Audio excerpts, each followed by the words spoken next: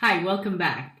Now we talked about the behavioral types. Now I want to share with you about 3 ways that people perceive and communicate information.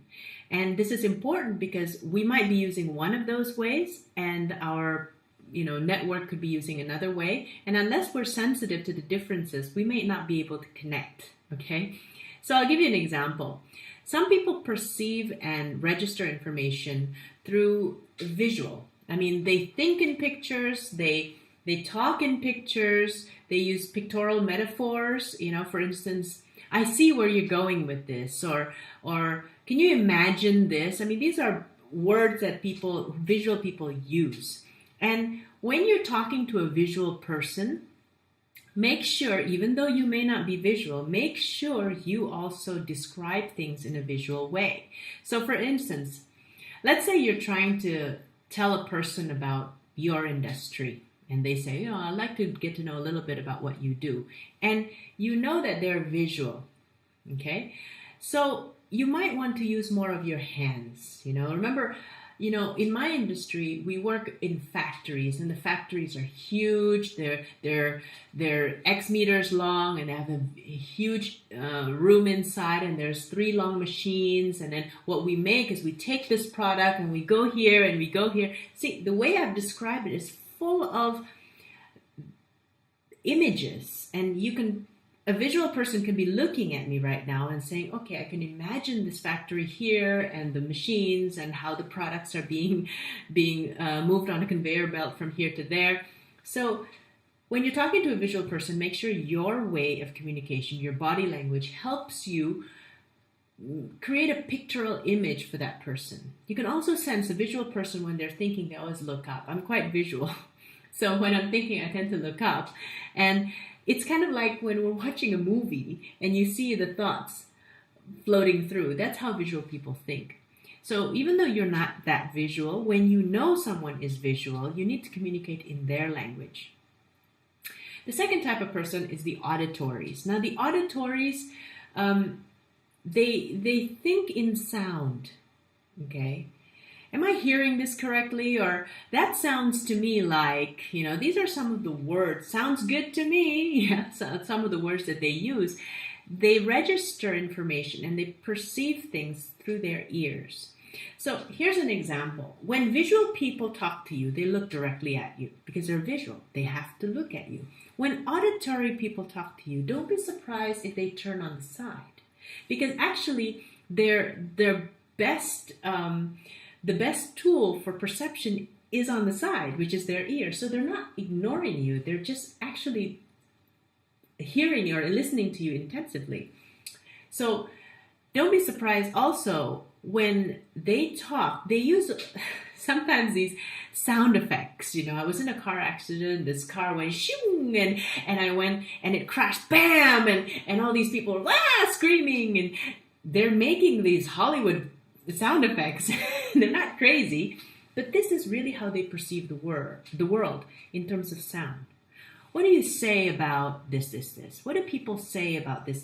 They want to know what other people are saying as well. That helps them evaluate the product or the service, okay? That's auditory people. When you're talking with an auditory person, pay attention to how you also describe things in terms of sound, okay? Or you use sound words like sounds great instead of looks great, because looks great is really for visuals, but sounds great is for auditories. When you're describing that big factory with the machine, it goes chugga, chugga, chugga, chugga, and then all the products go from here to there, and it sounds like really like this great engineering machine, things like that. You've got to sometimes add some sound effects. The other thing you need to pay attention with auditory people is make sure your tone is going up and down and very interesting. If you're talking to an auditory person and your tone is very flat and everything is really, really flat, they get really bored because imagine there's no exercise for the ears. Okay? So that's auditories. Then we have the kinesthetics. The kinesthetics communicate and perceive things from feeling or from tactile. Okay, touching. Okay? So this is the kinesthetic. When they talk to you, they might talk a bit slower and they might also look down and pause. It's not that they're slow or whatever, it's just they're processing. And the feeling needs to be felt. For instance, if you're also with a kinesthetic, you might want to touch as you're talking. How are you doing? You see, you might also find them touching you, because it is their way of relating is to connect, sometimes on a physical touching basis. They will also need time to process. They might actually even walk slower, talk slower. You can see it in the way they dress. They like to wear something comfortable. We talked about grooming a couple of videos ago. You might find a kinesthetic not really being groomed very well. They like to wear something comfortable, whether or not it looks good. Okay, look at their shoes. They might wear black pants with brown shoes or black pants with blue shoes. It doesn't matter, because the blue shoes is really comfortable. It's the most comfortable thing they have at home. Okay, so looks apparently isn't their main focus. It's the way you feel. I'll give you an example. Let's say I'm trying to sell a car. Okay, and I've got a couple of prospects. One is visual, the other is auditory, the other is kinesthetic.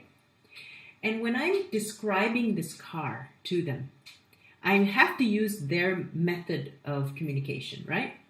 So with the visuals, typically visuals, when they look at a car, they look at the car, they step back just so their eyes can see the entire view of the car. The car has better be cleaned and shiny because for a visual, if you don't look good or your products and services do not look good, that's it. Okay, they've lost trust in you. The same in networking. You better look pristine and your card better look good and crisp and everything. Now that's a way a visual person looks at and evaluates the car. An auditory person will go inside the car, turn on the engine, turn on maybe the radio and the air condition just to make sure everything sounds good. Boom, boom, boom, boom, boom, boom. Okay, sounds good. Or the radio, music, boom, boom, boom. And then you've got surround sound. Everything sounds good. The kinesthetic person will also look and enter the car, but it's also to test the seats. You know, they will turn on the air condition and the heating and everything just to make sure the environment is felt. Okay, the kinesthetic person might want to go for a test drive, and they might test drive it for a long time because they need to get a feel of the car. Okay, so how does that feel to you? That's the language of the kinesthetics. It's not about sound, it's not about look. How does that feel to you? How do you feel about that? Okay, so that's the language. So by understanding this VAK, my question is, which one do you think you are?